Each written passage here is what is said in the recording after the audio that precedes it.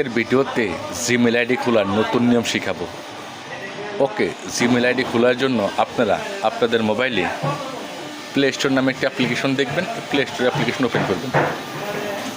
Play store application open করার পর একদম উপরে দেখবেন প্রোফাইল পিকচার আছে। এই প্রোফাইল পিকচারে ক্লিক করবেন। প্রোফাইল পিকচারে ক্লিক করার পর এখানে একদম তীর চিহ্ন মতো অপশন আছে, এখানে ক্লিক করবেন। এখানে দেখবেন অ্যাড অ্যানাদার অ্যাকাউন্ট আছে, এখানে ক্লিক করবেন।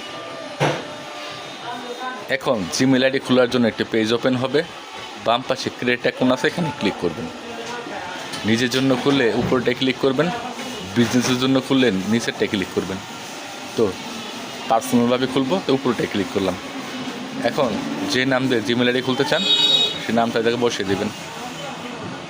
বসানোর পর নেক্সট অপশনে ক্লিক করবেন।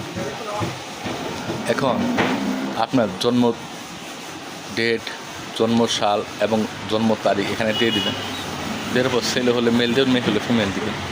নেক্সট অপশনে ক্লিক করবেন। এখন ইউজার নেম দেওয়ার অপশন আসবে। আপনি যে নাম বসাইছেন সেই নামের জায়গায় দিয়ে দিবেন। দিচ্ছি। দেওয়ার পর কিছু সংখ্যা যোগ করবেন। তারপর নেক্সট অপশনে ক্লিক করবেন। নিচে দুইটা অপশন আছে, যে কোনো একটার মধ্যে টিক মারবেন। এখন নেক্সট অপশনে ক্লিক করবেন। এখন আপনি একটি শক্তিশালী পাসওয়ার্ড দিবেন, যাতে কেউ আপনার জিমেল আইডি হ্যাক না করতে পারে। সব দেওয়ার পর নেক্সট অপশনে ক্লিক করবেন।